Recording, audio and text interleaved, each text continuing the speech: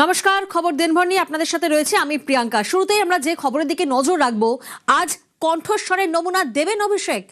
DJ মামলায় অভিষেকের কণ্ঠস্বরের নমুনা। হাইকোর্টের নির্দেশে আজ কণ্ঠস্বরের নমুনা দেওয়ার কথা। বিধাননগর আদালতে কণ্ঠস্বরের নমুনা দিতে হবে। রক্ষা কবচ চেয়ে হাইকোর্টে যান অভিষেক বন্দ্যোপাধ্যায়, আমরা জানি।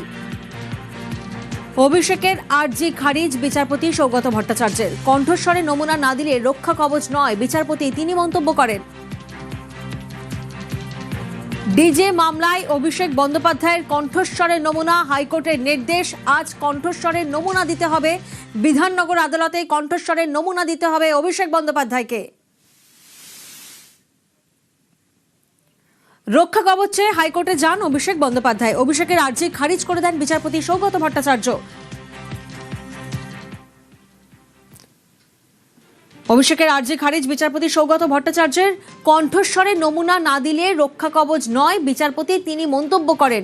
এবং বলা হয় 15ই জুলাইয়ের মধ্যে হাইকোর্টের তরফ থেকে নির্দেশ দেওয়া হয় 15ই জুলাই ঠিক 12টার মধ্যে কণ্ঠস্বরের নমুনা দিতেই হবে অভিষেক বন্দ্যোপাধ্যায়কে।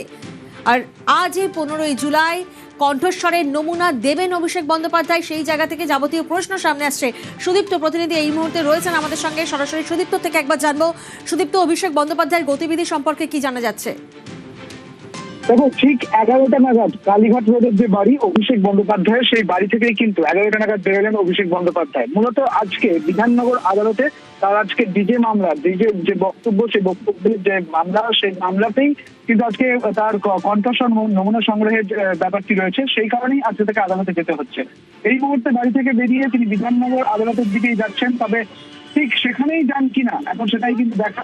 যে বিষয়টা দেখা গিয়েছিল যে হাইকোর্টের দ্বারস্থ হয়েছিলেন তিনি এবং আদালতে তার মামলা কিন্তু খারিজ হয়ে যায় এবং পরবর্তী ক্ষেত্রে তাকে বলা হয় যে 18 জুলাই যেহেতু তিনি যাননি এবং তাকে বলা হয় যে 15ই জুলাই তাকে কিন্তু যেতেই হবে এবং তার যে কণ্ঠস্বর নমুনা সংগ্রহের যে মামলা, সেই মামলাতে তাকে যেতে হবে এবং কণ্ঠস্বরের নমুনা সংগ্রহ করতেই হবে। অর্থাৎ সেক্ষেত্রে তিনি যেমনটা বলেছিলেন যে অভিষেক বন্দ্যোপাধ্যায় বক্তব্য রেখেছিলেন, এই যে বক্তব্য, সেই বিষয় সংক্রান্ত বক্তব্য তারই, তাহলে কেন কণ্ঠস্বরের নমুনা রাখবে? সেক্ষেত্রে আদালত স্পষ্ট জানায় যে তদন্তের স্বার্থে তদন্তকারী অফিসাররা যেটা ভালো মনে করবেন সেটাই কিন্তু করবে। সেক্ষেত্রে কে কি করবে না। কাজেই আজকে 15ই জুলাই দেখা গেল যে 11টা নাগাদ তিনি তার বাড়ি থেকে বেরোলেন কালীঘাট রোড থেকে এবং এই মুহূর্তে তিনি সেই দিকেই যাচ্ছেন এবং এই আজই কিন্তু বিধাননগর আদালতে তার কণ্ঠস্বর নমুনা ডিজে মামলায় আজকে তার সেই কণ্ঠস্বর সংগ্রহ করা হবে। প্রিয়াঙ্কা, বেশ, ডিজে মামলায় কণ্ঠস্বরের নমুনা দিতেই হবে অভিষেক বন্দ্যোপাধ্যায়কে, না দিলে রক্ষা কবচ প্রত্যাহার। হাইকোর্টের তীব্র ভর্ৎসনার মুখে পড়তে হয় তৃণমূল সাংসদকে। যেমনটা প্রতিনিধি সুদীপ্ত এই মুহূর্তে আমাদেরকে জানালেন, ইতিমধ্যে অভিষেক বন্দ্যোপাধ্যায় তার নিজের বাড়ি থেকে বেরিয়েছেন। আমাদের আরেক প্রতিনিধি অনুপ এই মুহূর্তে রয়েছেন। অনুপ, আদালত চত্বরের ছবিটা কি?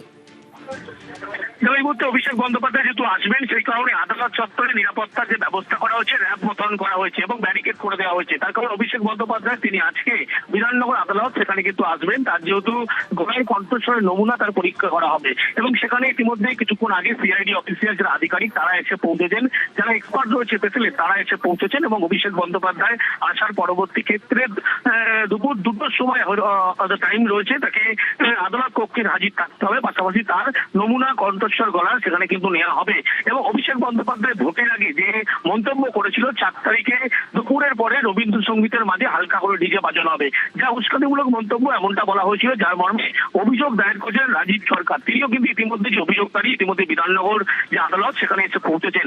15 তারিখে অভিষেক বন্দ্যোপাধ্যায়ের বিরুদ্ধে বিধাননগর সাইবার ক্রাইম থানায় সেখানে লিখিত অভিযোগ দায়ের হয়। পরবর্তী ক্ষেত্রে দেখা যায় 5টি ধারায় কিন্তু 5 তারিখের অভিযোগের পরবর্তী ক্ষেত্রে 5টি ধারায় মামলা রুজু করা হয়। 11ই জুন দেখা যায় বিধাননগর সাইবার ক্রাইম থানায় যে অভিযোগ হয়েছিল সেই অভিযোগের ভিত্তিতে এফআইআর এর ভিত্তিতে তার তদন্তের দায়িত্ব পান সিআইডি এবং 17ই জুন দেখা যায় সিআইডিতে ডিজে মামলার জন্য যে মন্তব্য তিনি করেছিলেন সেখানে অভিষেক বন্দ্যোপাধ্যায় তিনি হাজিরা দিয়েছেন। ডিজে মামলার যে কণ্ঠস্বর নমুনার জন্য বিধাননগর আদালতে আবেদন করেছিল সিআইডি, তার কণ্ঠস্বর নমুনা নেওয়া হবে। কিন্তু 30শে জুন বিধাননগর আদালতে প্রথম অভিষেক বন্দ্যোপাধ্যায়ের কণ্ঠস্বরের নমুনা করার কথা ছিল, যদিও সেদিন তিনি হাজিরা দেননি। ফের 8ই জুলাই হাজিরার নির্দেশ দেওয়া হয়, কিন্তু সেদিনও তিনি হাজিরা হয়নি। শেষমেশ 10ই জুলাই কলকাতা হাইকোর্টের যে আবেদন, সেই আবেদন খারিজ করা। পরবর্তী ক্ষেত্রে বলা হয় 15 তারিখে তাকে কিন্তু ডিজে মামলার যে কণ্ঠস্বরের নমুনা, সেই নমুনার জন্য তাকে কিন্তু নমুনা দিতে হবে এবং আদালত কক্ষে তাকে যেতে হবে, না হলে রক্ষা কবচ মামলা তার খারিজ করে দেওয়া হবে। এমনটা এর পরবর্তী ক্ষেত্রে আদালতের নির্দেশে অভিষেক বন্দ্যোপাধ্যায় কিছুক্ষণের মধ্যেই বলা হচ্ছে যে বিধাননগর মহকুমা আদালত, সেখানে তিনি আসবেন। তার ইতিমধ্যেই সেখানে আসার পরবর্তী ক্ষেত্রে আদালত কক্ষে উপস্থিত থাকতে হবে, তার নমুনা সংগ্রহ করা হবে কণ্ঠস্বরে। যে মন্তব্য তিনি করেছিলেন, যে অভিযোগ করা হয়েছিল, তিনি উস্কানিমূলক একেবারে মন্তব্য করেছিলেন। ভোট প্রচারে ঠিক কোন মন্তব্যের জন্য বিতর্কে অভিষেক বন্দ্যোপাধ্যায় শোনাবো আপনাদের।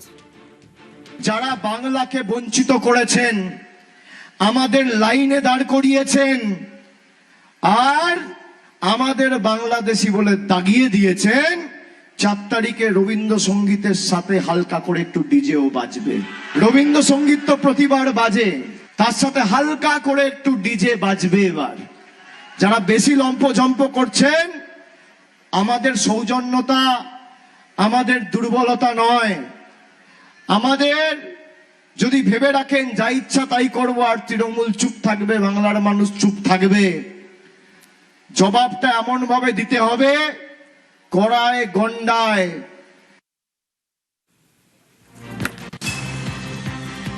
ডিজে মামলায় কলকাতা হাইকোর্টে তীব্র ভর্ৎসনার মুখে পড়তে অভিষেক বন্দ্যোপাধ্যায়কে আমরা জানি আদালতে বড় ধাক্কা খান তৃণমূল সাংসদ। তদন্তকারী সিআইডিকে কণ্ঠস্বরের নমুনা দিতেই হবে অভিষেক বন্দ্যোপাধ্যায়কে, এমনটাই নির্দেশ দেওয়া হয়।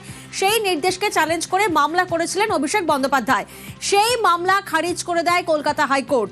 15ই জুলাই দুপুর 12টার মধ্যে বিধাননগর আদালতে কণ্ঠস্বরের নমুনা দিতেই হবে অভিষেক বন্দ্যোপাধ্যায়কে, এবং নমুনা না দিলে রক্ষা কবচের যে নির্দেশ তা প্রত্যাহার করা হবে বলে জানান বিচারপতি সৌগত ভট্টাচার্য। মামলাকারী ঠিক কি বলছেন এই প্রেক্ষিতে শোনাবো আপনাদের।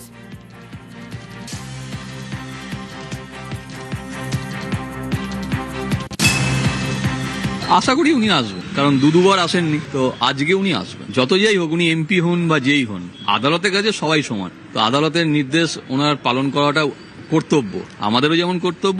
উনি এমপি হতেই পারেন, ওনারও এটা কর্তব্য। আমি অভিযোগ করেছি এবং এই অভিযোগের একটা পার্টে আজকে ওনাকে গলার ভয়েস স্যাম্পল দিতে হচ্ছে, আরেকটা পার্ট আছে সেটা এখনো অব্দি তদন্ত হয়েছে। ওটা রিজু দত্তকে ডাকা হয়েছিল, তৃণমূলের যিনি সাসপেন্ডেড মুখপাত্র, ওনার বয়ান রেকর্ড হয়ে গেছে। বিজেপির একজন বিধায়ককে ডাকা হয়েছিল, তারও বয়ান রেকর্ড হয়ে গেছে। ওই পার্টটা এখনো অব্দি কোর্টের সামনে আসেনি।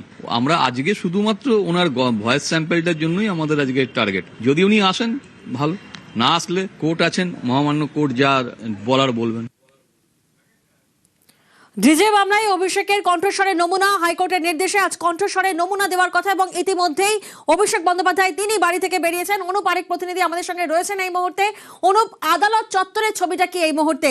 কারণ আমরা দেখেছি নিরাপত্তা নিয়েও কিন্তু পুলিশকে নির্দেশ দেওয়া হয়েছিল হাইকোর্টের তরফ থেকে।